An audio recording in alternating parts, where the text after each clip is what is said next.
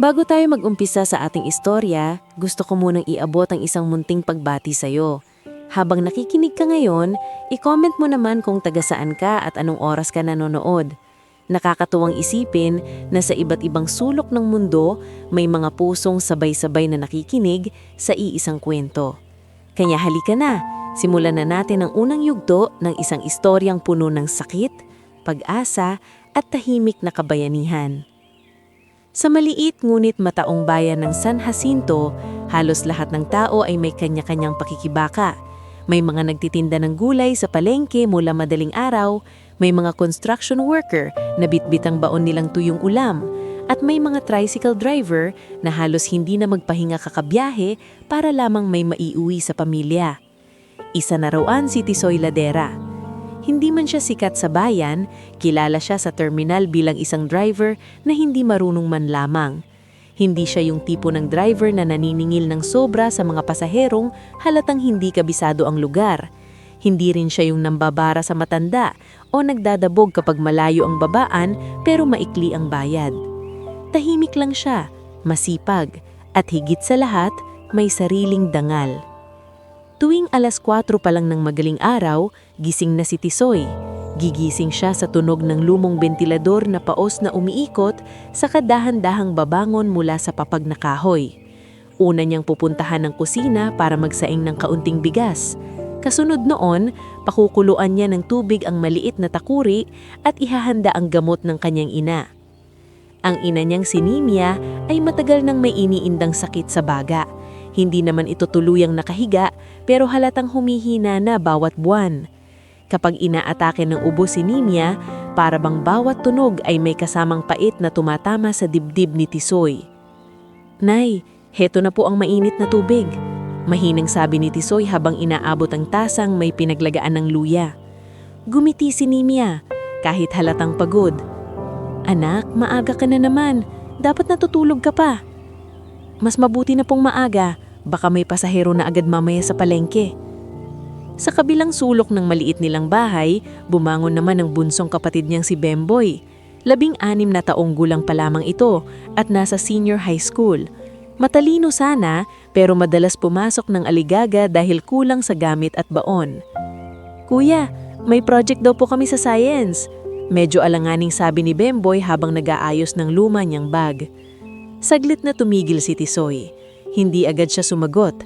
Hindi dahil ayaw niya, kung hindi dahil iniisip niya kung saan siya huhugot ng pera. Pagkatapos ng ilang segundo, pinilit niyang ngumiti. "Sige, gagawa tayo ng paraan. Huwag kang mag-alala." Iyon ang paboritong linya ni Tisoy sa kapatid at ina niya. Gagawa tayo ng paraan. Kahit madalas, hindi niya rin alam kung paano. Noong mas bata pa siya, may pangarap si Tisoy na maging nurse. Hindi dahil uso ilon, kung hindi gusto niyang matutong mag-alaga ng tao.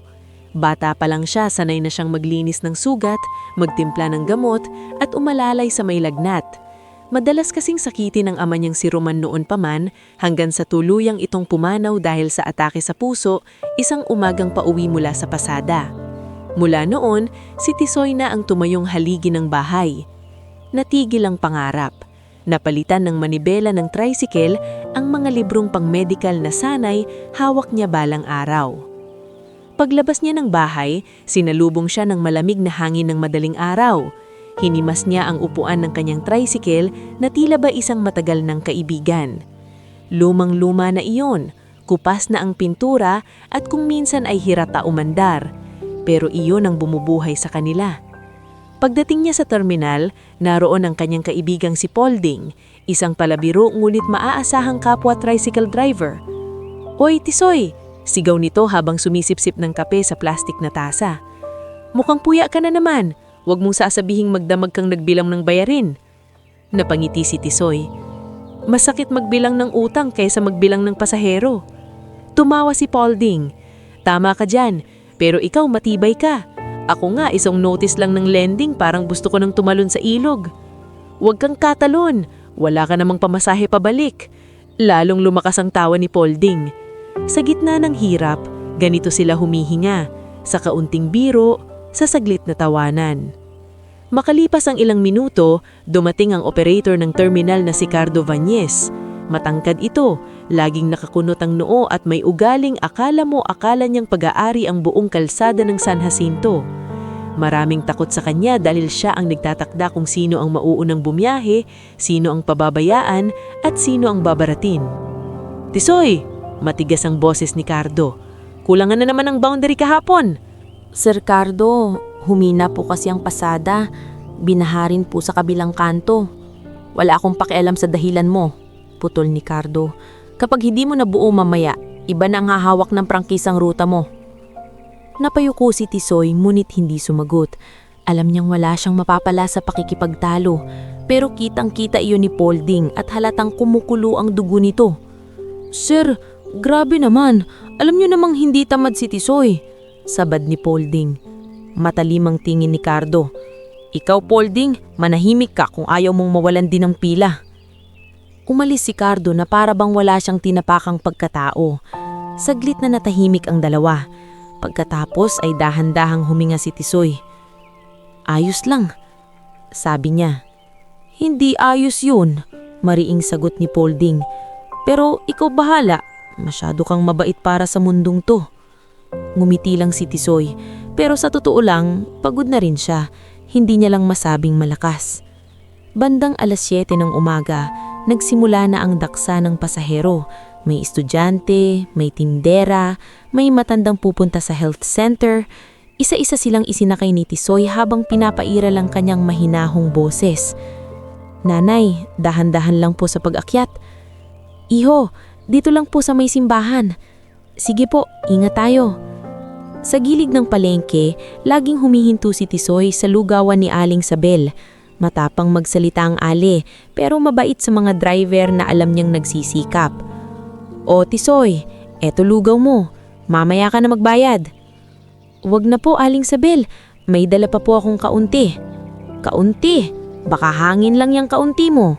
Sige na, kainin mo. Mukha kang didiretso sa ospital kapag hindi ka kumain." "Maraming salamat po." Habang kumakain siya, dumaan ng barangay health worker na si Rovelyn. Bitbit nito ang folder ng mga pangalan ng mga pasyenteng bibisitahin sa araw na iyon. "Tisoy," tawag ni Rovelyn. "Nakadaan na ako sa inyo kahapon. Medyo humahabol ang paghinga ng nanay mo." "Opo, napansin ko rin po." "Kailangan niyang ma-check up ulit sa bayan. Huwag niyo nang patagalin." Napakagatlabi si Tisoy. "Magkano na naman po kaya aabutin?" Hindi agad sumagot si Rovelyn. Alam niyang iyon ang tanong na pinakamasakit para sa isang tulad ni Tisoy. "Susubukan kong ipasok sa assistance," sabi niya sa wakas, "pero hindi ko maipapangako." Tumanggo si Tisoy. "Salamat po, malaking bagay na rin po iyon." Nang tanghali, sinubukan ni Tisoy pumunta sa isang maliit na lending office para sanang makahiram ng pambili ng gamot at pambayad sa project ni Bemboy.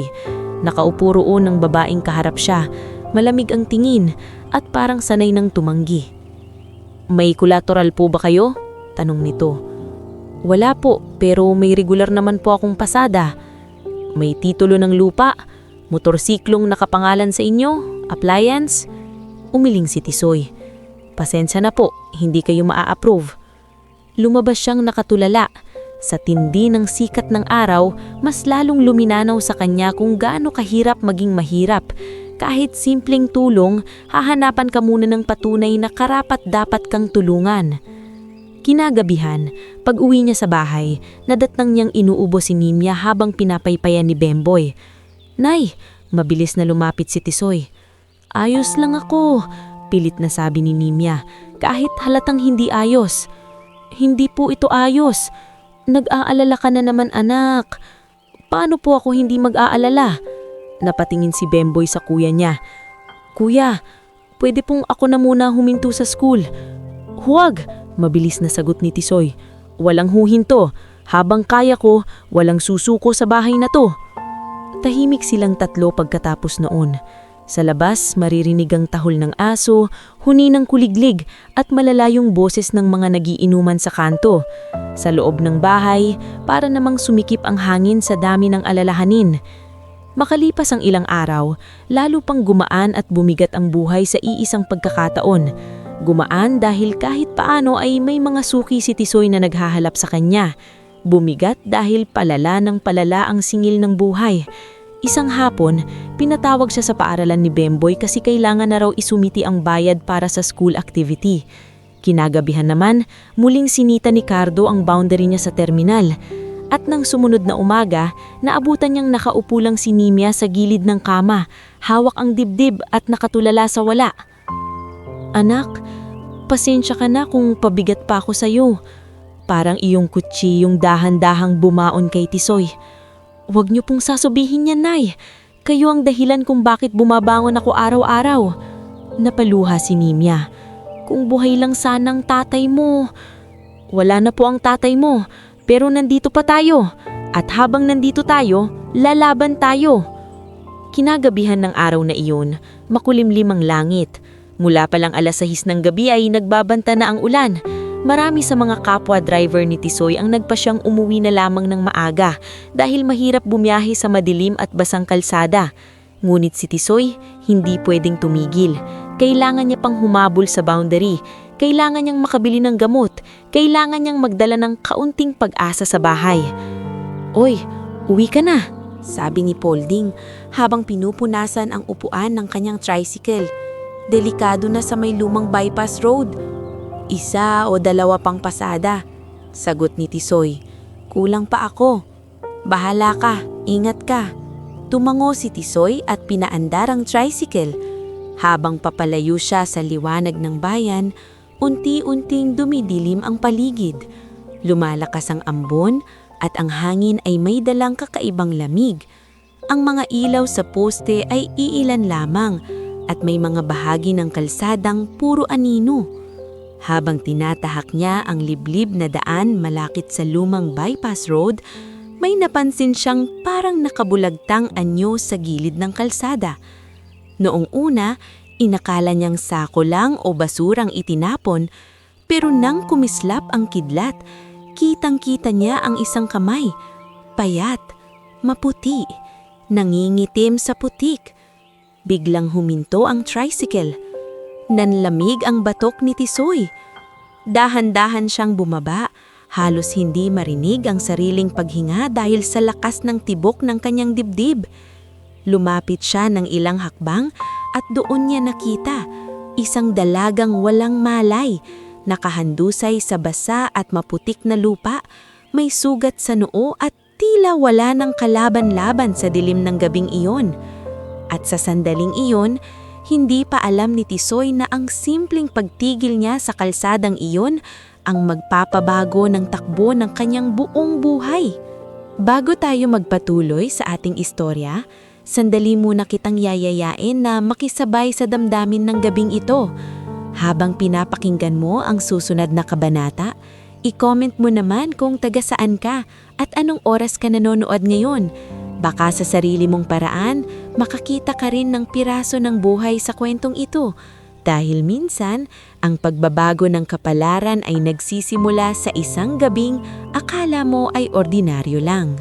Nakatayo si Tisoy sa gilid ng madilim na bypass road, basang-basa sa ambon habang nakatitig sa dalagang nakahandusay sa putik. Ilang segundo siyang napatigil, hindi dahil sa pag-aalinlangan kung tutulungan ba niya ito, kundi dahil sa bigat ng esenang bumungad sa kanya. Sa mga ganitong klaseng sandali, maraming tao ang uurong. Maraming matatakot na baka may sabit, baka may kasamang gulo, baka may mapagbintangan. Pero si Tisoy sanay na sa hirap at sanay na rin sa responsibilidad. Hindi siya marunong tumalikod sa nangangailangan. "Ate, naririnig niyo po ba ako?" Mahina ngunit kinakabahang tawag niya habang lumuluhod sa tabi ng babae. Walang sagot. Sa liwanag ng mahina niyang headlight, nakita niya ang mukha ng dalaga. Bata pa ito, marahil ay nasa kalagitnaan ng 20 anyos. Maputla ang balat, may bahid ng putik ang pisngi, at may dugo sa gilid ng noo na humahalo sa ulan. Hindi siya mukhang pulubi o gala. Kahit basang-basa at magulo ang buhok, halata pa ring mamahalin ang tela ng suot nito. Ngulit sa sandaling iyon, wala nang halaga kay Tisoy ang estado ng buhay nito. Tao itong sugatan, at iyon lang ang mahalaga. Mabilis niyang kinapa ang pulso ng dalaga, gaya ng itinuro minsan sa kanya ng ama niyang si Roman noon pa man kapag may aksidente sa kalsada. Salamat, bulong niya sa sarili nang maramdaman niyang may mahinang tibok pa. Mabigat ang katawan ng dalaga, ngulit pinilit siyang buhatin ni Tisoy. Dahan-dahan niya itong isinakay sa likod ng tricycle at kunuha ang lumang jacket na nakasabit sa upuan upang maibalot sa nanginginig nitong katawan. Nang masigurong maayos ang pagkakahiga nito, dali-dali niyang pinaandar ang tricycle. Hindi niya itinuloy sa municipal na health center dahil alam niyang sarado na iyon sa ganitong oras. Wala rin siyang sapat na pera para isugod ito sa pribadong klinika sa bayan proper. Iisa lamang ang pumasok sa isip niya, ang bahay ni Mang Isko Galvez, isang retiradong medik na maraming beses nang nakatulong sa mga taga-barangay kahit hindi na ito opisyal na nagtatrabaho. Mabato ang daan papunta roon at lalo pang pinahirapan ng ulan. Sa bawat lubak na dadaanan ng tricycle, napapalingon si Tisoy sa likod. "Ate, kapit lang, malapit na tayo," sabi niya, kahit alam niyang wala sa wisyo ang dalaga para marinig siya. Pagdating niya sa bahay ni Mang Isko, halos pasigaw niyang kinatok ang pintuan. "Mang Isko? Mang Isko, tulong po!" Makalipas ang ilang sandali, bumukas ang bintana at sumilip ang matandang lalaki.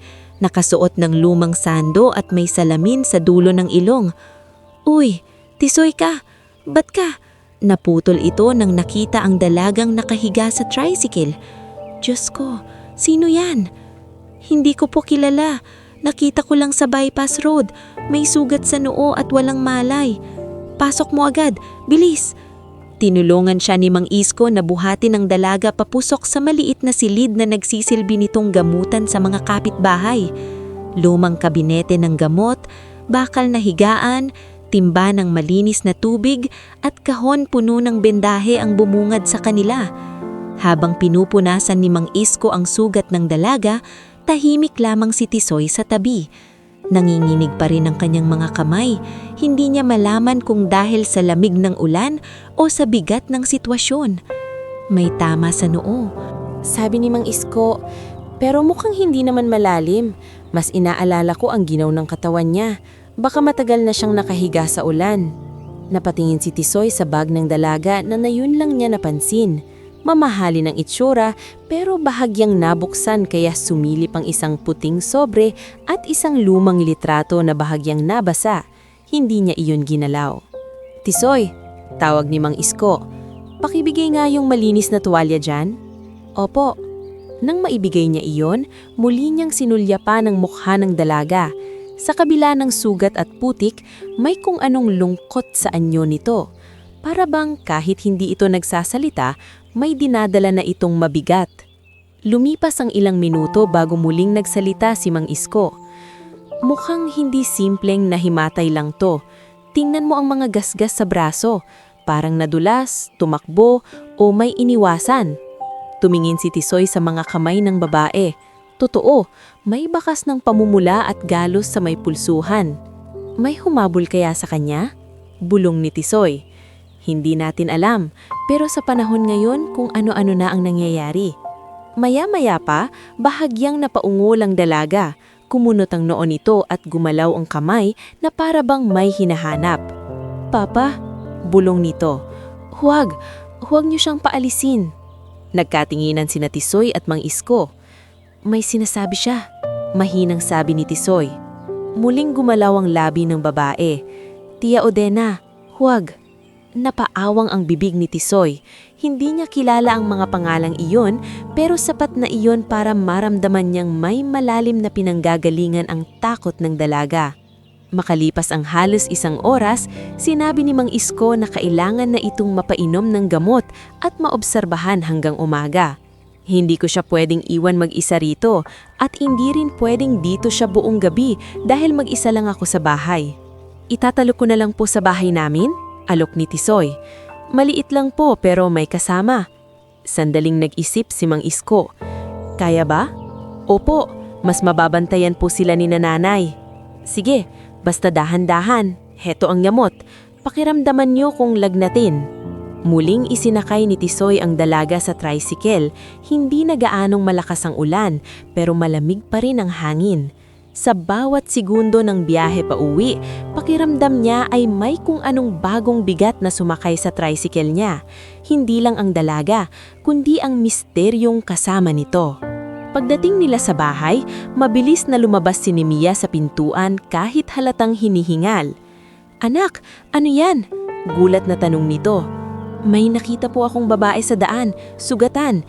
Dinala ko po muna rito." Lumapit din si Bemboy, halatang takot at kuryoso. "Buhay pa po ba siya, kuya?" "Buhay, tulungan mo ako."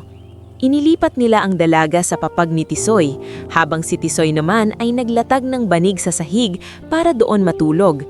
Si Nemia, kahit mahina, ay kusang nag-init ng tubig at naghanda ng malinis na bimpo.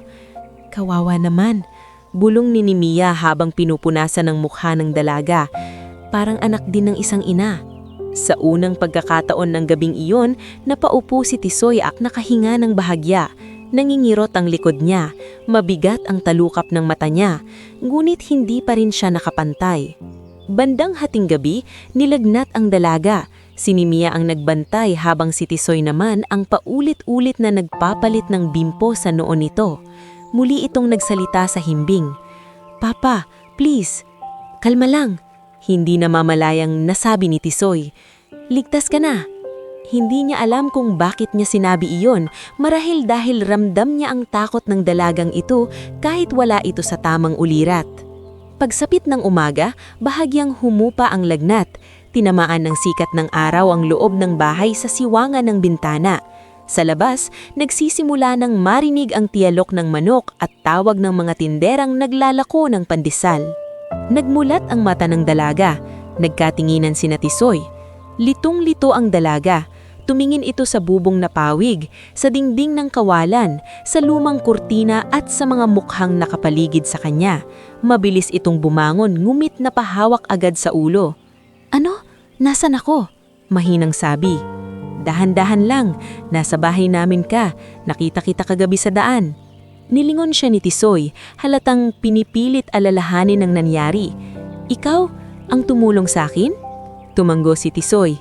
"Dinala muna kita kay Mang Isko, tapos dito." Napaayos ang higa ni Nemia at ngumiti.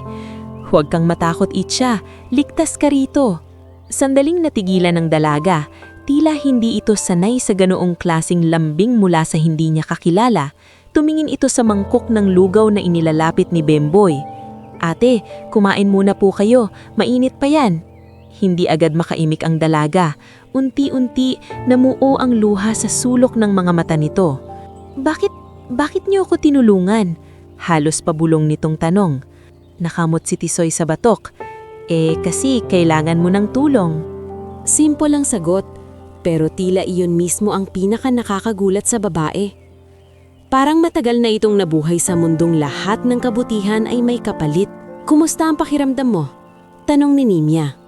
"Mas maayos na po, salamat." Saglit itong tumigil. "Ako si Seren." Parang may pag-aalangan pa sa pagpapakilala, ngunit hindi na iyon pinansin ni Tisoy. "Ako si Tisoy.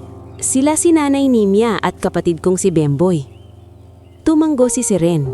Muli niyang tinignan ang paligid. Maliit ang bahay, halatang kapos.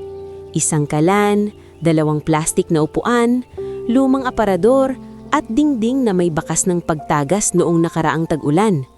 Ngunit sa loob ng bahay na iyon, may init na hindi nabibili. Napansin niya ang ubo ni Nemia at ang plantsadong uniforme ni Bemboy na halatang ilang beses ng tinahi. Napansin niya rin ang mga daliri ni Tisoy, magaspang, may kalyo, at may bakas ng grasa. Tila may bumara sa lalamunan niya. Sanay siya sa marmol na sahig, manalamig na aircon, at katahimikang binabayaran ng pera. Pero sa unang pagkakataon sa matagal na panahon, nakaramdam siya ng totoong pag-aaruga sa isang payak na tahanan. "Pasensya na kung abala ako," mahina niyang sabi. "Huwag mong isipin yan," sagot ni Nemia. "Mas mahalaga ang buhay kesa abala." Bubuksan sana ni Seren ang bag niya para maghanap ng cellphone o anumang pagkakakilanlan. ngunit biglang may narinig silang tunog sa labas. Hindi ordinaryong tunog ng tricycle o jeep, kundi sunod-sunod na pagpreno ng mga malalaking sasakyan. Napatayo si Bemboy at sumilip sa bintana. "Kuya!" halos pabulong niyang sabi. "Ang daming itim na sasakyan sa labas." Sumunod si Tisoy sa pagsilip at halos mapaatras siya nang makita ang tatlong mamahaling sasakyang nakahinto sa harap ng kanilang iskinita. Bumaba mula roon ang ilang lalaking nakaitim na polo at may matitigas na mukha. Sumunod ang isang matangkad na lalaking nasa 50 anyos. Elegante ang tindig, makapangyarihan ang aura, at halatang hindi sanay sa ganitong lugar. Naputla si Seren nang makita ito mula sa loob. "Papa!" Napalingon sina Tisoy at Nimia sa kanya. Mabilis na lumakad ang lalaki papasok sa bakuran, kasunod ng isa pang lalaking mukhang hepe ng security. Alingaw-ngaw ng mabigat na katok sa kanilang pinto. Kinabahan si Tisoy, ngunit siya pa rin ang nagbukas. Pagbukas niya, saglit siyang natigilan. Ang lalaking nasa harap niya ay hindi simpleng mayaman. Kitang-kita iyon sa suot, sa mga taong nakapaligid at sa paraan ng pagtitig nito. Parang sanay utusan ng lahat ng tao sa paligid. "Nasaan ang anak ko?" Diretso nitong tanong. Hindi pa man nakakasagot si Tisoy, lumabas na si Seren mula sa likod niya. "Papa!" Sa isang iglap, nagbago ang mukha ng lalaki. Mula sa mahigpit na anyo, napalitan iyon ng takot at ginhawa. "Seren!" At doon lamang lubos na naunawaan ni Tisoy na ang dalagang pinulot niya sa putikan kagabi ay hindi isang ordinaryong babae. Siya pala ay anak ng isang bilyonaryo. At ang pagdating ng ama nito sa kanilang maliit na bahay ay simula pa lamang ng mas malaking pagbabagong hindi niya kayang hulaan. Bago tayo magpatuloy sa susunod na bahagi ng ating istorya, gusto ko munang batiin ang bawat isa sa inyo na patuloy na nakikinig. I-comment mo naman kung taga saan ka at anong oras mo ito pinapanood. Nakakatuwang isipin na sa magkaibang lugar at magkaibang oras, sabay-sabay tayong dinadala ng iisang kwento. Kaya samahan mo ulit ako, dahil sa bahaging ito, magsisimula ang malaking pagbabago ni Tisoy. Pero kasabay rin nito ang mga bagong hamon na hindi niya inaasahan. Nakatayo si Tisoy sa pintuan ng kanilang maliit na bahay, basang-basa pa ang tsinelas sa putik ng bakuran, habang kaharap ang ama na ngayon lamang niyang nalaman na isa palang bilyonaryo. Tahimik ang paligid, ngunit ang katahimikang iyon ay punong-puno ng tensyon. Sa likod ng lalaking tinawag ni Seren na Papa, ay nakahilera ng dalawang mamahaling sasakyan at sa tabi nito ay ang mga lalaking halatang sanay sa pagbabantay sa mga taong may mataas na katayuan sa buhay. "Seren?" Muli ng ama ng dalaga at sa pagkakataong ito ay mas mahina na ang tono. "Anak, bakit ka umalis nang walang paalam? Ilang tao ang naghanap sa iyo magdagmag?" Hindi agad sumagot si Seren. Tumingin lang siya sa ama niya, saka sumilip sa Tisoy at sa kanilang pamilya na nasa likuran. Kita sa mukha ng dalaga na hindi pa siya handang pag-usapan ng totoong dahilan ng pagkawala niya. "Maayos na po siya," maingat na sabi ni Tisoy. "May sugat lang sa noo at nilagnat siya kagabi." Napatingin siya sa kanya. Malalim ang tingin niya. Parang sinusukat si Tisoy mula ulo hanggang paa. Hindi man ito nagsasalita, ramdam agad ni Tisoy ang bigat ng presensya nito. "Ako si Leopardo Ballesteros, ama ni Seren." Sandaling tumanggo si Tisoy. "Ako naman po si Tisoy Ladera." Sa gilid, bahagyang sumingit ang lalaking kasama ni Leopardo. Matikas, tuwid ang tindig at walang sayang sa galaw. "Sir, kailangan na nating umalis. Hindi po ligtas na magtagal si Miss Seren dito." Napatingin si Seren rito. "Arven, sandali lang." Tahimik na umurong si Arven Sato, ang Chief of Security ng pamilya Ballesteros, ngulit hindi nawala ang matalim nitong pagbabantay sa paligid. Lumapit si Leopardo kay Seren.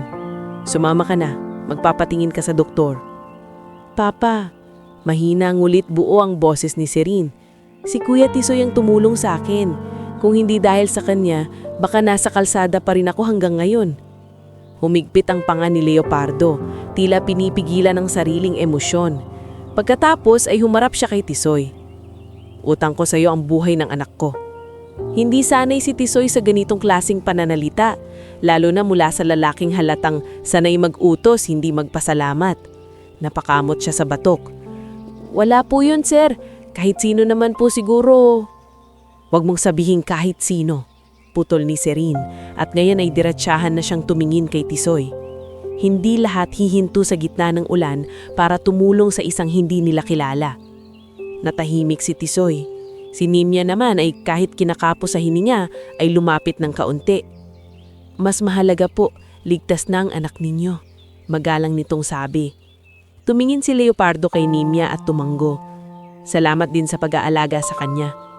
May iniabot na panyo si Arvin kay Serene at maya-maya ay inalalayan na siya palabas ng bahay.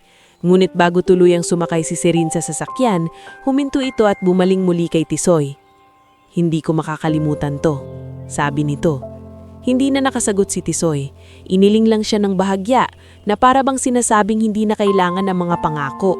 Pagkatapos ay umalis ang mga sasakyan, naiwan ang alikabok sa eskinita at ang katahimikan na tila mas mabigat kaysa kanina. Pagkasara ng pinto, agad na umupo si Bemboy sa bangkito at napabuntong hininga. Kuya, mahinang sabi nito. Totoo ba yun? Bilyonaryo talaga. Huwag mo nang isipin yun, sagot ni Tisoy. Kahit sa totoo lang ay siya mismo hindi pa rin makapaniwala. Ngunit bago pa man tuluyang bumalik sa normal ang umagang iyon, may kumatok muli sa kanilang pinto. Nang buksan niyon ni Tisoy, naroon si Arvin Sato. Sa kamay nito ay isang makapal na puting sobre at isang maliit na kahon. May ipinapabigay si Mr. Ballesteros. Malamig ngunit magalang nitong sabi. Iniabot niya iyon kay Tisoy. Ano po to? Bilang pasasalamat. Napatingin si Tisoy sa sobre at kahon, ngunit hindi agad niya tinanggap. Hindi po kailangan. Bahagyang nagbago ang tingin ni Arvin, tila hindi niya inaasahan ang ganoong sagot. Hindi ito limos. Pasasalamat ito ng isang amang muntik mawalan ng anak. Pero hindi po ako tumulong para magkapalit ng kung ano-ano. Mula sa loob ng bahay, narinig ni Tisoy ang mahinang ubo ni Nimya. Napalingon siya roon, saka humarap kay Arvin. Sa isang iglap, tila nagsalpukan sa isip niya ang dangal at ang realidad ng buhay nilang hirap na. Ano po ba ang laman niyan? Buksan mo.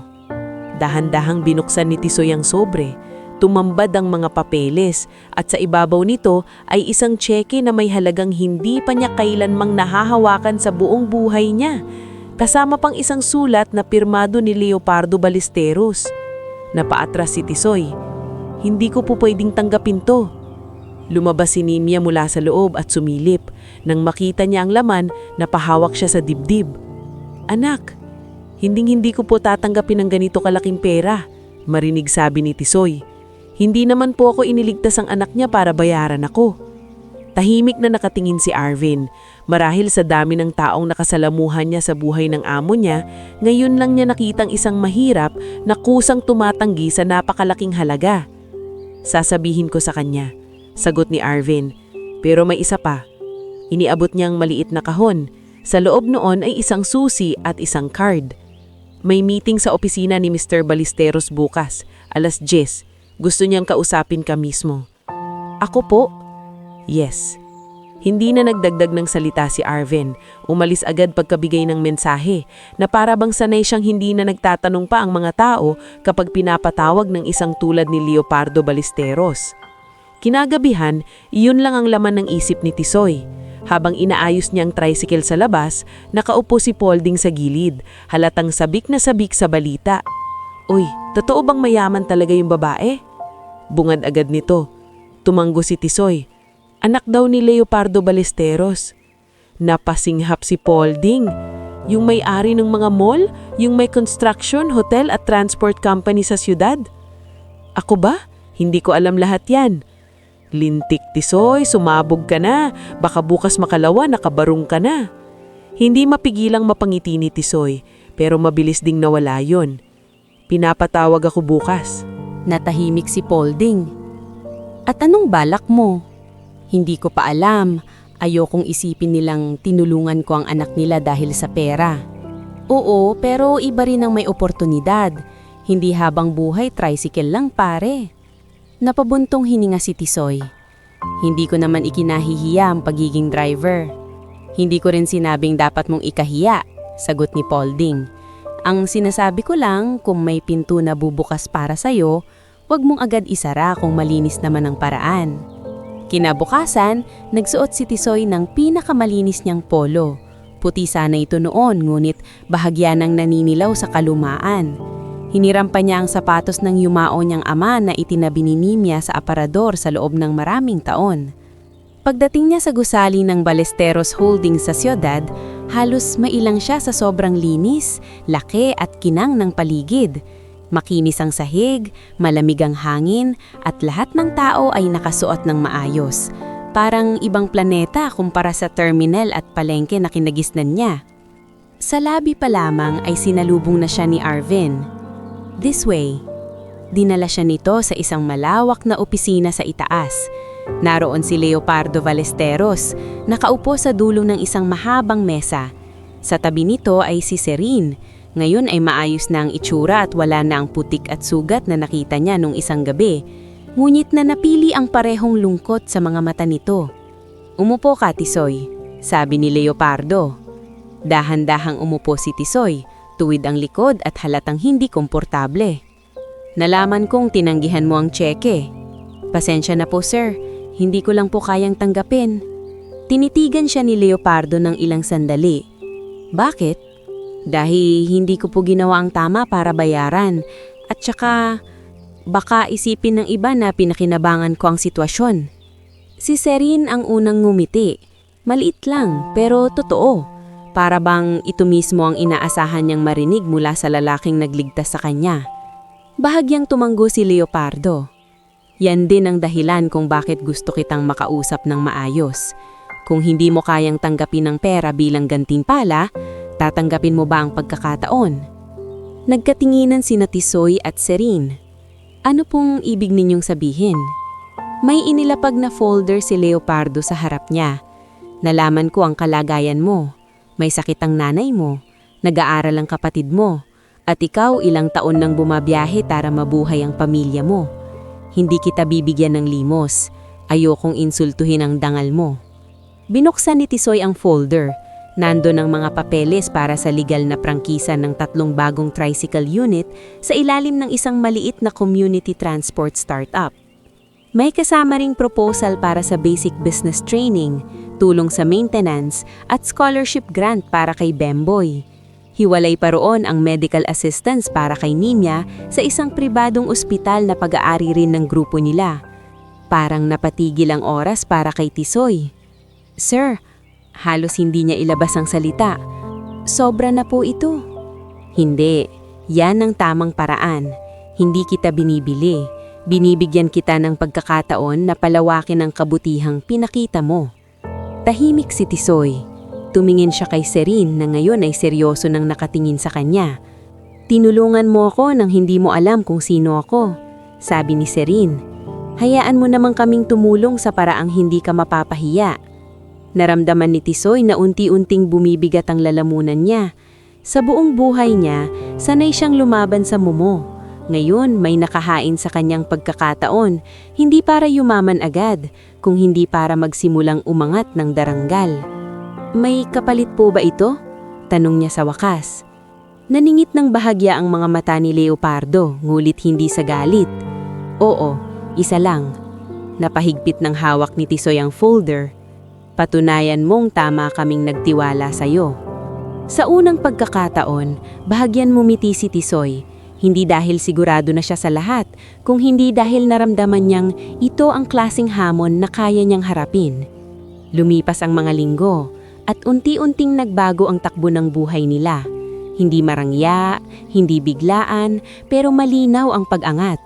Napasok si Nimia sa mas maayos na gamutan. Nabigyan si Bemboy ng scholarship at bagong gamit sa eskwela.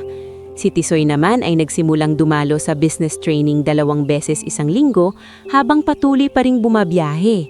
At nang dumating ang 3 unit ng tricycle, ang una niyang ginawa ay hindi magpasikat, kung hindi bigyan ng trabaho ang mga taong matagal ng kapwa niyang kumakayod.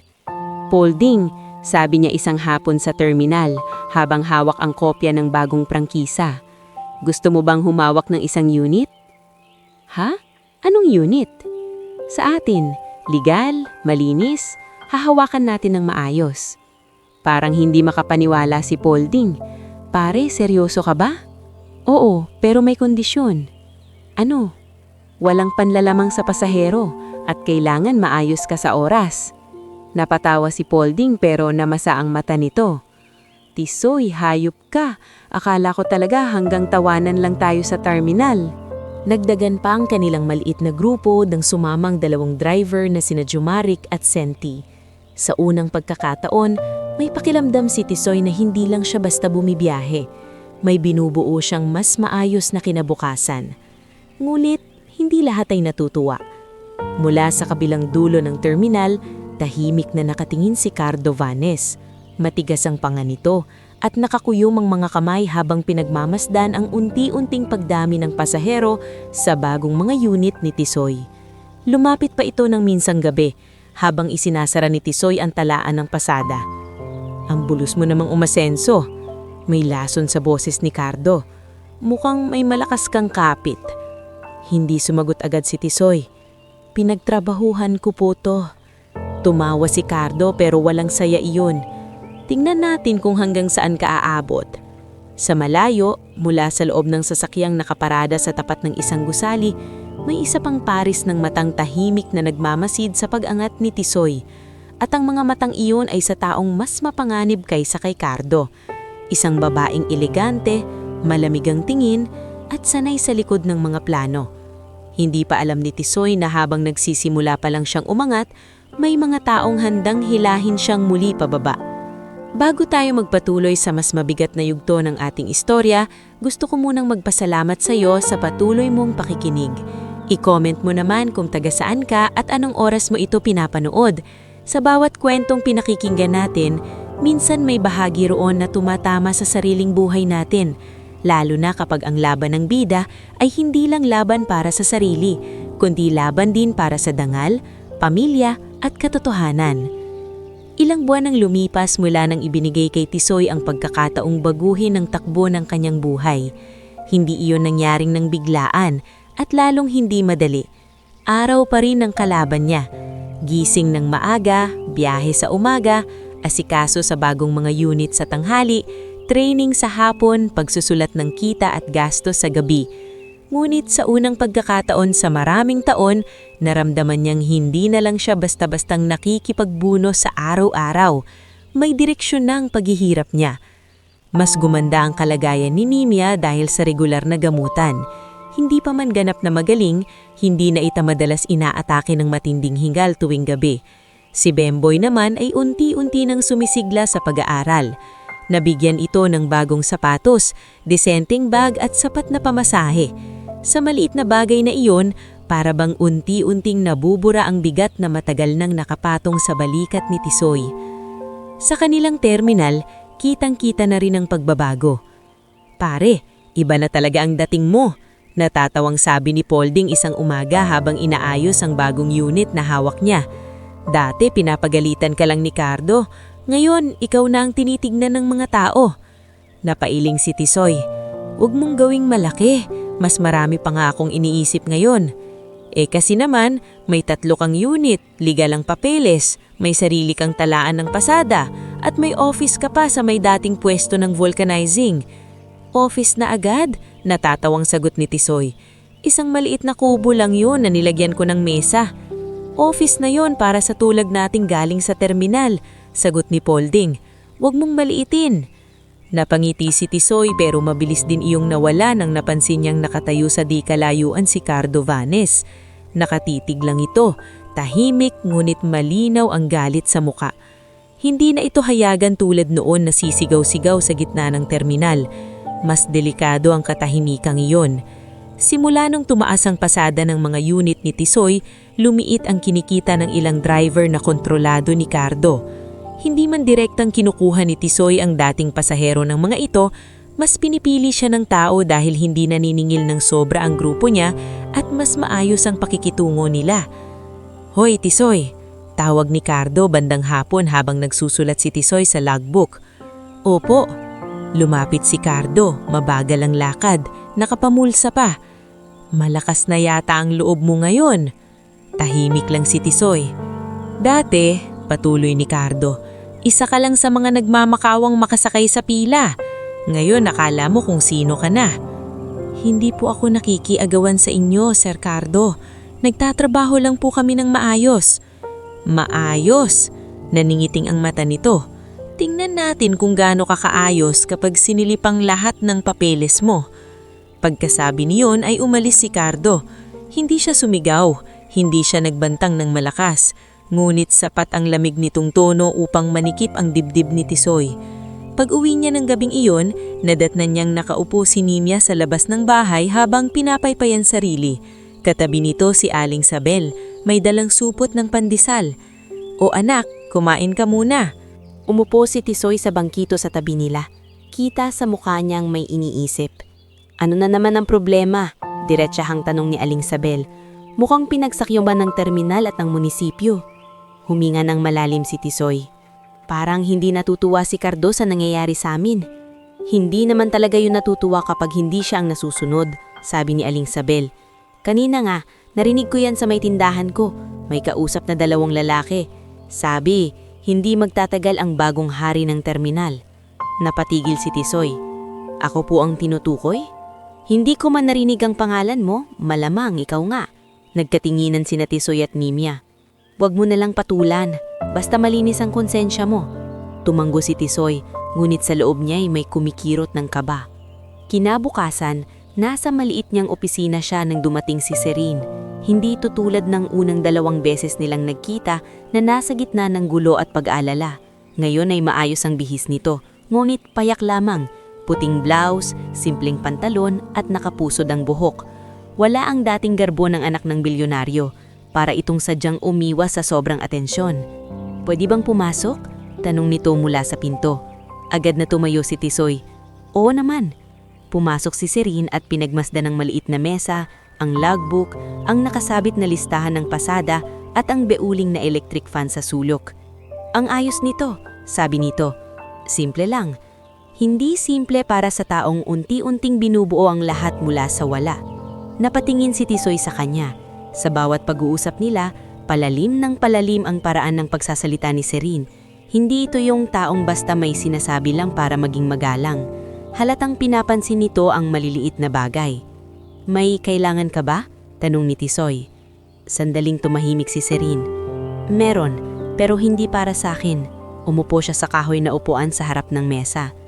May gusto akong itanong, may kakaiba ka bang napansin sa gabing nakita ako sa bypass road? Kahit anong detalye. Nag-isip si Tisoy. Bukod sa sugat mo at sa putik, may mga gasgas ka sa braso. Tapos may bag ka na may lumang litrato at sobre. Bahagyang nagbago ang mukha ni Serene. Hindi mo binuksan. Hindi bagay yun. Napayuko si Serene. At sa unang pagkakataon ay naglabas ito ng mahinang ngiti. Kaya ka mapanganib sa mga taong sinungaling. Ha? Dahil ikaw, hindi ka sanay mangialam ng hindi sayo. At sa mundo namin, bihira yan. Nabakas ni Tisoy ang bigat ng sinabi nito. Tahimik niyang hinihintay ang susunod. Ang totoo, harang sabi ni Serene, hindi lang ako basta umalis ng bahay noon para maglayas. May hinahanap akong tao. Sino? Si Tia Odena. Napatingin si Tisoy. Pamilyar ang pangalang iyon. Iyon ang isa sa mga narinig niya mula sa mga bulong ni Serene noong lumalagnat ito. Siya ba yung binabanggit mo nung gabing may lagnat ka? Dahan-dahang tumanggo si Serene. Siya ang dating kasambahay namin. Pero higit pa roon, siya ang nagpalaki sa akin nung bata ako. Nung namatay ang mama ko, si Tia Odena ang tunay na naging sandalan ko sa bahay. Tapos, bigla na lang siyang pinaalis. Sino ang nagpaalis? Humigpit ang hawak ni Serene sa bag niya. Tita kong si Mirin. Pumipintig ang sintido ni Tisoy sa pangalang iyon. Hindi niya kilalang ng lubos ang tiyahin ni Serene, pero may kung anong lamig sa boses ng dalaga nung binanggit niya iyon. Bakit? Sinabi sa akin noon na nagnakaw raw si Tia Odena, pero hindi ako naniwala. Hindi niya kayang gawin yun. Noong mga nakaraang buwan, may natuklasan akong ilang lumang papeles sa bahay. May mga pirma, mga transfer ng ari-arian. May mga bagay na parang hindi akma ang petsa at pirma at pakiramdam ko may alam si Tia Odena tungkol doon. Iniimbestigahan mo ang sarili mong pamilya? Tanong ni Tisoy. Hindi ang buong pamilya, sabi ni Serene. Ang tiyahin ko at ang anak niyang si Lucian. Natahimik si Tisoy. Sa puntong iyon, malinaw na ang hindi simpleng drama ng mayayaman ang kinakaharap ni Serene. May mas malalim na bahid iyon, ari-arian, kapangyarihan at posibleng panlilinlang. Anong kinalaman nito sa'yo? Tanong ni Tisoy. Sa'yo? Umiling si Serene. Wala dapat, pero ngayon meron na. Nalamig ng kaunti si Tisoy. Pakiramdam ko, patuloy ni Serene, may mga taong ayaw na nagkaroon ako ng pagkakataong ipagpatuloy ang paghahanap ko. At dahil ikaw ang tumulong sa akin, nadamay ka na. Hindi pa man siya makasagot, may kumatok ng malakas sa pintuan ng opisina. Pumasok si Paulding, hingal na hingal. Tisoy, may problema. Agad na tumayo si Tisoy. Anong nangyari? Nandyan ang mga taga-munisipyo at LTO sa terminal. Sinisilip ang mga unit mo. May reklamo raw na may mali sa prangkisa at may under the table daw na nangyari sa pagkuha mo ng permit. Nanlaki ang mata ni Tisoy. Anong kalokohan yan? Ayaw ka raw palabasin ng unit hanggat hindi tapos ang inspeksyon. Hindi nag-aksaya ng oras si Tisoy. Mabilis siyang lumabas kasama sina Paulding at Serene. Pagdating nila sa terminal, naroon ang dalawang uniformed inspector, isang taga-munisipyo at ilang tauhan na hawak ang mga dokumento ng 3 unit niya. Nakapalibot ang ibang driver at pasahero. Ang ilan ay curious. Ang ilan naman ay halatang natutuwa sa eskandalong nagaganap. At sa gilid ng kalsada, nakasandal sa poste, naroon si Cardo Vanes, nakangisi ng halos hindi mahalata. Anong problema? Mariing na tanong ni Tisoy habang papalapit. Isa sa mga inspektor ang humarap sa kanya. May pumasok na report na may irregularidad sa prangkisang hawak mo at sa distribusyon ng ruta. Kailangan namin itong i-hold habang bineberipika. Kumpleto ang papeles ko, sagot ni Tisoy. Lahat yan dumaan sa tamang proseso. Sabihin mo yan sa opisina, malamig na sagot ng inspektor. Lumapit si Serene. Ako si Serene Ballesteros. Gusto kong malaman kung sino ang nagsampa ng reklamong ito. Bahagyang nagbago ang timpla ng mga tao nang marinig ang apelyedo niya. Nagkatinginan ng inspektor at taga-munisipyo. Mulit bago pa sila makasagot, nagsalita si Cardo mula sa likuran. Hindi ba pwedeng may ordinaryong mamamayan lang na ayaw sa daya? Sabi nito na may pilit na inosenteng boses. Lumingon si Tisoy. Ikaw? Bakit? Masama bang humingi ng patas na laban? Ani ni Cardo. Masyado kasing mabilis ang pag-asenso mo, Tisoy. Natural lang na magtanong ang tao. Gustong sumugod ni Paulding pero mabilis itong hinawakan ni Tisoy. Hindi ako nandaya, madiing sabi ni Tisoy kay Cardo. E di patunayan mo. Namagitan si Serene. Hindi mo ito magagawa nang wala kang basbas mula sa mas mataas sayo. Ngumiti si Cardo ngumit hindi sumagot. Kinahapon ding iyon, ipinahinto ang 3 unit ni Tisoy habang iniimbestigahan ng reklamo. Para iyong malamig na tubig na biglang ibinuhos sa lahat ng pagod at pag-asang inipon niya sa nakaraang mga buwan. Ang pinakamasakit pa, mabilis kumalat ang tsismis sa bayan. May baker lang pala. Akala malinis. Galing din pala sa daya ang pag-angat. Kinagabihan, muli na namang mabigat ang hangin sa bahay ni Tisoy. Nasa hapag si Bemboy, ngunit halos hindi makakain. Kuya, maingat nitong sabi. Kanina po sa school, may nagsabi na kaya lang daw ako nag-scholarship kasi nagpalakas ka sa mayaman. Napahinto si Tisoy sa pagsubo. Sinong nagsabi? Galit na tanong ni Nimia. Wala po, Nay. Ayos lang. Hindi yun ayos, sabi ni Tisoy, ngulit mahina ang boses. Hindi dahil wala siyang galit, kundi dahil mas masakit sa kanya na pati ang kapatid niya ay nadadamay. Sa gabing iyon, muli na namang inubo si Nimia. Ngayon ay mas matagal at mas malalim. Napaupo si Tisoy sa tabi niya, hawak ang basong may tubig. Anak, huwag mong pababayaang lamunin ka ng galit. Hindi tayo pinalaki ng tatay mo para gumanti ng marumi. Napapikit si Tisoy. Pero Nay, paano kung talagang sinisira nila tayo? E di pakito mong hindi ka basta mababasag. Kinabukasan, dumating si Rovelyn dala ng ilang photocopy ng testimonya mula sa ilang regular na pasahero. Tisoy, sabi niya, may mga pumirma rito. Sabi nila handa silang patunayan na matinukang driver at wala silang nakitang daya sa ruta mo. Kasunod noon ay dumating si Mang Isko. At heto naman, sabi nito, hawak ang isang papel. Nakasulat dito ang timeline mula nung nakita mo si Serene hanggang sa dinala mo siya sa bahay ko. Kung kailanganin, handa akong tumistigo. Maya-maya ay sumunod na rin si Aling Sabel na halos bumangga pa sa pinto sa sobrang pagmamadali. May narinig ako, bulalas nito. Kagabi, may nag-usap sa likod ng tindahan ko. Boses ni Cardo ang isa. Ang sabi, kapag bumagsak ang mga unit, mas madali nang papasukin ng tao ni Ma'am Miren ang sarili nilang transport line. Nanigas si Tisoy. Sigurado po kayo? Tanong ni Serene, nakakabalik lamang noon kasama si Arvin. Oo naman, bingi ba ako? Sagot ni Aling Sabel. At isa pa, binanggit nila ang pangalang Lucian. Nagkatinginan sina Serene at Arvin.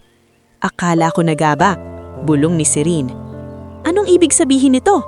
Tanong ni Tisoy. Dahan-dahang humarap sa kanya si Serene.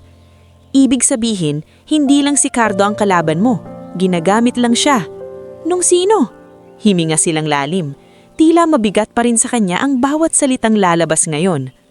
Nang tiyahin kong si Miren at ng anak niyang si Lucian. Tahimik ang lahat. Pagkatapos ay inilabas ni Serene sa bag niya ang isang lumang litrato. Bahagyang pamilyar kay Tisoy. Ito ang sumilip noon sa bag nito nang gabing iniligtas niya siya. Sa litrato, nakangiti ang isang mas matang Serene kasama ang isang babae na nasa late 40s. Simple ang damit, mapag-arugang tingin at may hawak na isang kahon ng mga papeles. Siya si Tiyahin Odena. Sabi ni Serene. At alam kong buhay pa siya. Kapag nahanap natin siya, baka mapatunayan nating hindi lang paninira ang nangyayari ngayon, kundi pagtatakip din sa mas malalim na pandarayang matagal nang itinago. Sa pagkakataong iyon, naunawaan ni Tisoy na ang laban niya ay hindi na lang tungkol sa 3 unit, sa reputasyon niya sa terminal o sa pag-angat ng pamilya niya. Ang totoo, nakapasok na siya sa gitna ng digmaang matagal nang umiikot sa isang makapangyarihang pamilya. At ang mas masakit, wala na siyang paraan para umurong. Bago tayo tuluyang dumako sa huling yugto ng ating istorya, gusto ko munang pasalamatan ka sa pagsama hanggang sa puntong ito. I-comment mo naman kung taga saan ka at anong oras mo ito pinapanood. Sa bawat kwentong may sakit, may pagbangon. Sa bawat kwentong may paninira, may tamang oras ng pagbubunyag. At sa bahaging ito, masasaksihan natin kung paano nababago ang buhay ng isang tao hindi dahil sa kayamanan, kundi dahil sa kabutihang piniling panindigan kahit ilang beses siyang pinabagsak. Mabigat ang hangin sa loob ng maliit na bahay ni Tisoy ng gabing iyon. Nakatutok ang lahat sa lumang litrato ni Tia Odena na hawak ni Serene. Sa mukha ng babae sa larawan pa lang, ramdam na ni Tisoy kung bakit hindi ito basta malimutan ni Serene. May kabaitan sa mga mata nito at may anyong tipong hindi madaling magsinungaling. Tahimik si Arvin Sato sa isang sulok, ngunit halatang gumagana ang isip nito. Hindi na ito katulad noon na basta tagasunod lamang sa mga utos ng pamilya Ballesteros. Ngayon, malinaw ng pati siya ay may gustong malinawan. May alam ako, saad ni Arvin matapos ang ilang sandaling katahimikan. Noong mga nakaraang taon, may pinahanap sa amin na matandang babae. Hindi sinabi sa akin noon kung bakit, pero ang instruction ay huwag ipaalam kay Miss Serene. Ngayon ko lang nauunawaan na si Tia Odena pala iyon. Napatingin sa kanya si Serene. At hindi mo sinabi sa akin? Hindi ko pwedeng sabihin noon. Trabaho ko noon ang sumunod sa utos.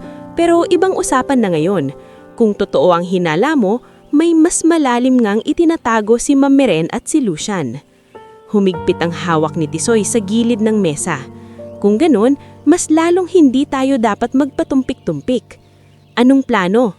Tanong ni Paulding na ngayon ay hindi na lang simpleng kaibigan sa terminal, kundi isa na ring handang makipagsugal para sa katotohanan. Mabilis mag-isip si Serene. May isang lumang rest house ang pamilya sa may Santa Emilia.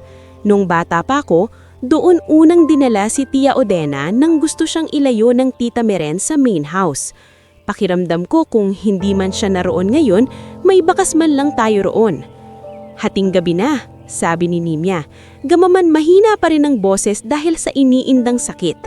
Pero kung iyan ang magliligtas hindi lang kay Tisoy kundi sa totoo, umalis na kayo bago pa kayo unahan. Hindi agad makapagsalita si Tisoy. Sa kabila ng paghihina ng ina niya, ito pa rin ang unang nagtutulak sa kanya para huwag sumuko. Nay, mahina niyang sabi. Hinawakan ni Nimya ang kamay niya. Anak, hindi tayo yumaman, pero hindi rin tayo namuhay nang nakayuko sa kasinungalingan. Ipaglaban mo ang pangalan mo. Nang gabing iyon din, umalis sina Tisoy, Sirin, Arvin at Polding sakay ng sasakyan ni Arvin. Hindi sumama si Bemboy kasi pinagbantay siya kay Nimya. Ngunit bago sila umalis, ay hinakap niya ang kuya niya. Kuya, kahit anong mangyari, proud ako sa'yo. Isang simpleng pangungusap iyon, pero parang bakal na tumibay sa dibdib ni Tisoy. Mahigit 1 oras ang biyahe papunta sa Santa Emilia. Habang bumabagtas ang sasakyan sa madilim na kalsada, hindi maiwasang maalala ni Tisoy ang gabing una niyang nakita si Sirin sa gilid ng daan.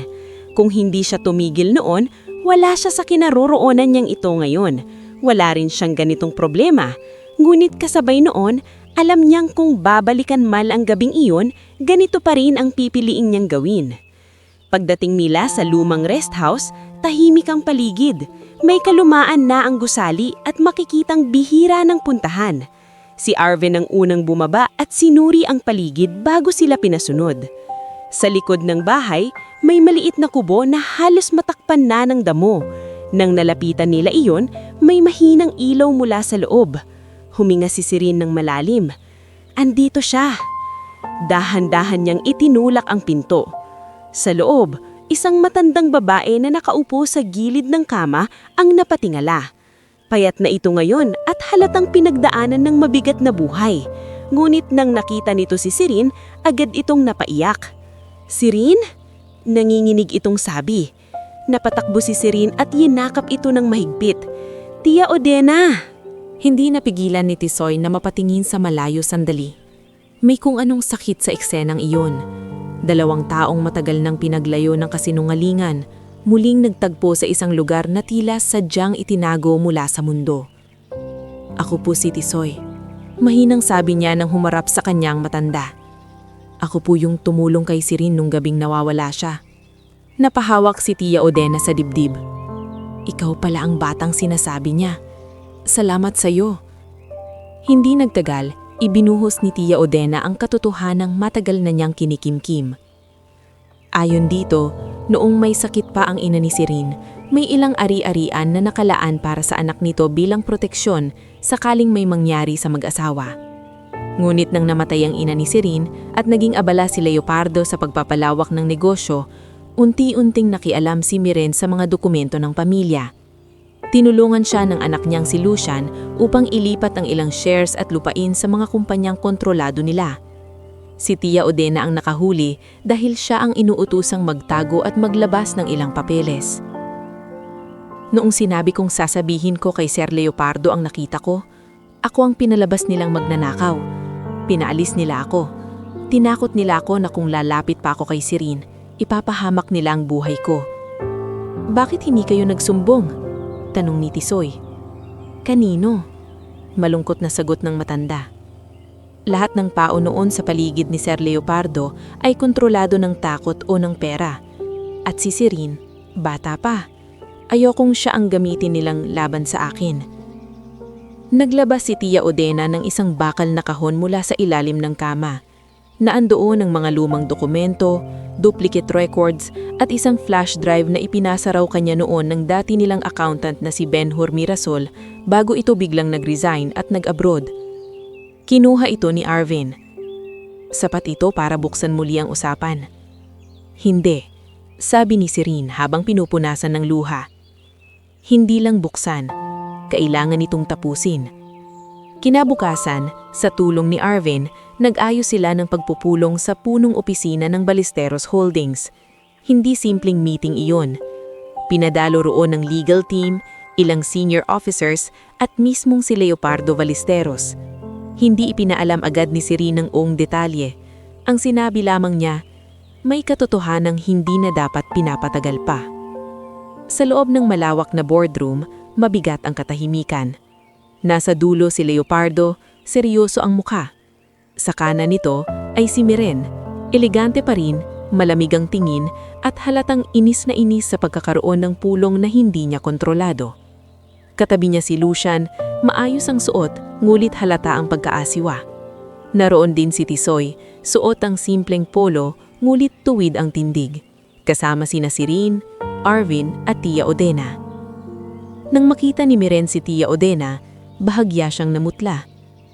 Anong kalokohan ito? Marinin niyang tanong. Hindi kalokohan, tita. Katapusan na ito ng mga ginawa ninyo. Nagsimula ang pagbubunyag. Isa-isang inilatag ang mga dokumento, mga petsa ng paglilipat ng ari-arian, magkakatabing pirmang halatang pinilit gayahin, mga entry ng financial records mula sa flash drive at pinakamabigat sa lahat, ang testimonya ni Tia Odena at ang video statement na ikinadala mula sa abroad ni Benhur Mirasol na nagkumpirmang pinilit siyang tumahimik noon kapalit ng malaking pera at banta sa pamilya niya. Habang tumatagal ang presentasyon, lalong bumibigat ang mukha ni Leopardo. Ang dating matigas at kontroladong negosyante ay unti-unting nababalot ng galit at pantadismaya. Miren, mababang sabi niya. Totoo ba ito? Tumayo si Miren. Leopardo, huwag kang bapadala sa gawa-gawang ebidensya ng batang ito, sabay turo kay Serene. At ikaw, binalingan niya si Tisoy. Ikaw ang ugat ng lahat ng ito. Simula nang pumasok ka sa buhay ng pamangkin ko, gumuho ang kaayusan sa pamilya. Nanahimik ang lahat, ngunit si Tisoy ay hindi na umatras. Ma'am, kalmadong sabi niya, hindi po ako ang sumira sa pamilya ninyo. Ang sumira po dito ay yung mga taong matagal nang suminungaling habang nakangiti. Napakuyom ang kamay ni Lucian. Wala kang karapatang magsalita rito. Putulin ni Serene. Meron. Dahil habang kayo ang naninira sa buhay ng iba para sa pera, siya ang taong tumulong sa akin nang wala siyang hinihinging kapalit. Sa puntong iyon, tumayo si Leopardo.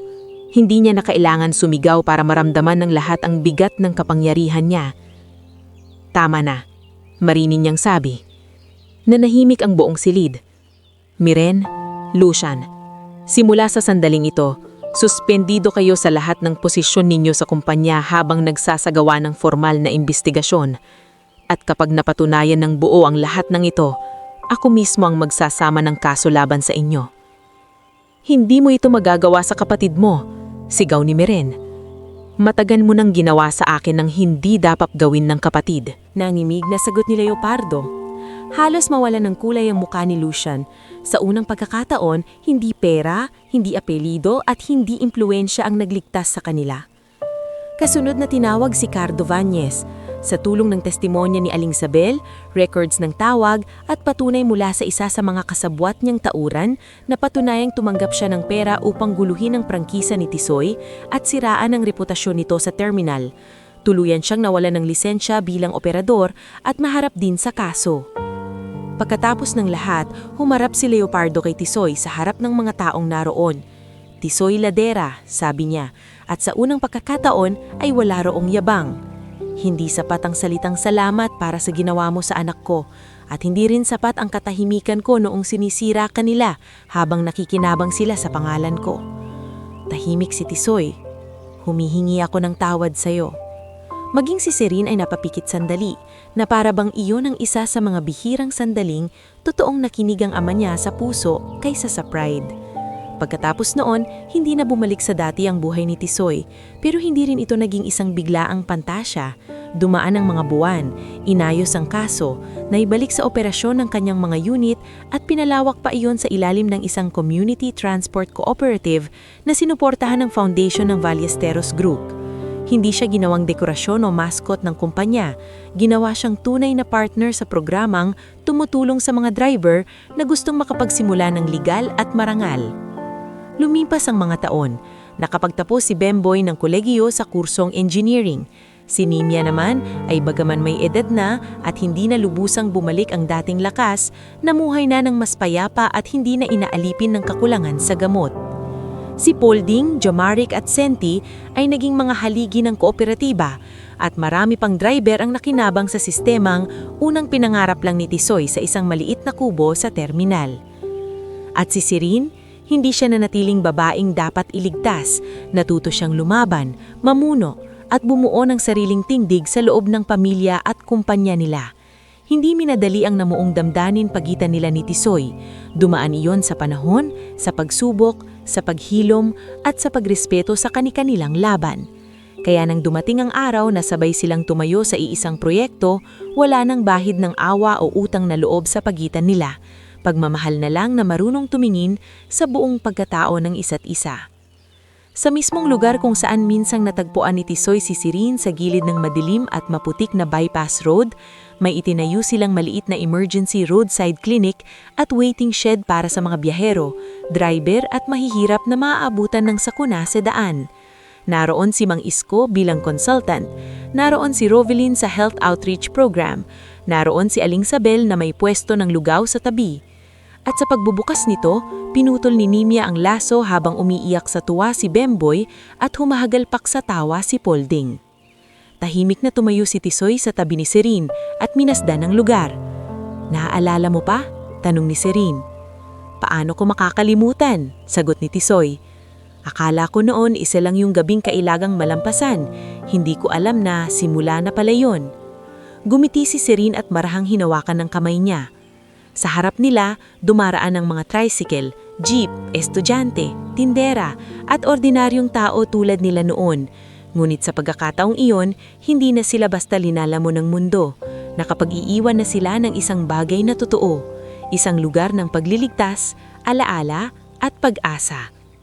At doon nagtatapos ang kwento ng tricycle driver na minsang namuhay sa pagitan ng gutom, utang at pangunguti.